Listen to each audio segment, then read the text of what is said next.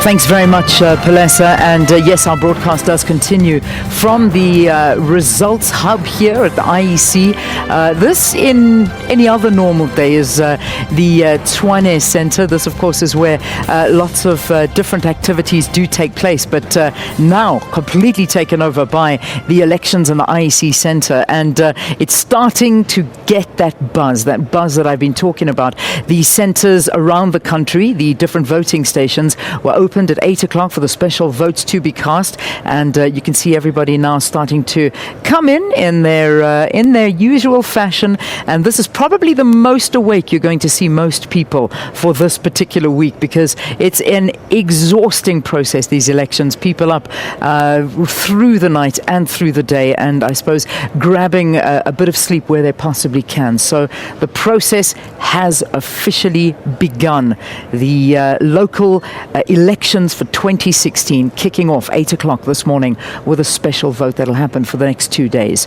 We've been crisscrossing around the country. We've got SABC reporters stationed in various parts of the country, and we're bringing you the latest news from all of these different centers. Well, it's time now to again cross over to KwaZulu-Natal Ulundi. That's where we are now, also known as Mgobhozi. And of course, this is part of the Zululand District Municipality. There's Linda Mgobhozi. She's standing there with the rolling mountains of KZN right behind her. Quite an interesting municipality that you're in this morning, Linda. Talk to us a little bit more about it. Good morning, Leanne. Yes, we are broadcasting in Ulundi, which is part of Zululand District Municipality. Leanne, just like to give you a history which is very rich in this area.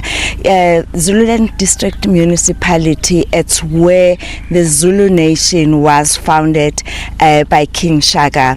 And if you go around this area, and you will see palaces, just like across the road here, there is a palace,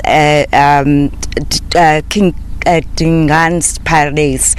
This is where Peter Retief, a leader of the Voortrekkers, was killed with some of his followers. But if you go just like behind me, there is another palace. That one belonged to King Cetshwayo. We know he fought in many wars, and he defeated the British. But if we look today, this is where the current king King Goodwill Zelitini has got his palaces, 6 of them around this area. So this district is very important in tourism. It's very important to the Zulu Nation, but it's very important politically. Since 1994, the district has been dominated by the IFP. This is the area where other political parties like the ANC were not allowed to come and campaign. We can recall in 1994 when a young ANC volunteers were putting up posters that they were killed here. And it's been not very nice to cover elections in this area in the past, but came 2011 with the formation of the NFP. That was a game changer, and we saw a free political campaigning. We saw the ANC making inroads here.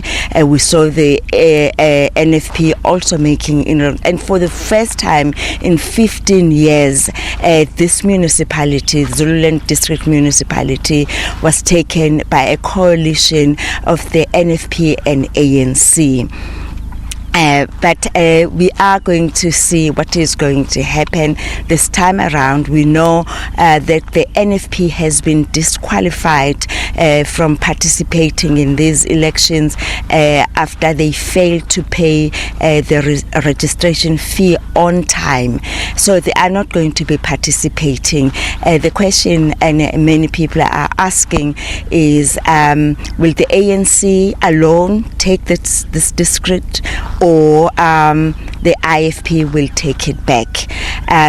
that question will be answered on Wednesday when the voters decide who is going to run this district.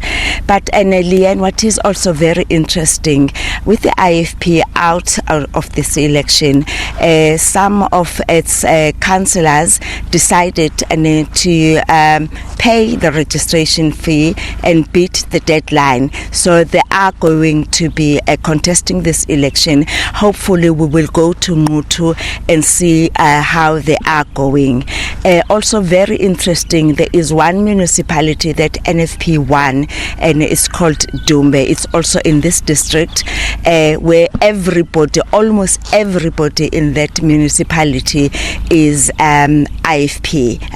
is NFP. So what's going to happen to these voters, nobody knows. And we know the IFP is also eyeing them, the ANC is also eyeing them. So it's going to be interesting, Leanne. With that historical background and political background of this area, back to you in studio. Wow. All right, Linda, thank you very, very much. Well, it's an exceptionally interesting area to be watching, and the lack of the NFP participating in these elections certainly is going to upset a lot of the voters there in the area. But let's see who their votes go to. That's going to be a very, very interesting one. Linda Mgobhozi, she's going to be covering that for us. So thanks so much for the background into the area. Right, let's move on.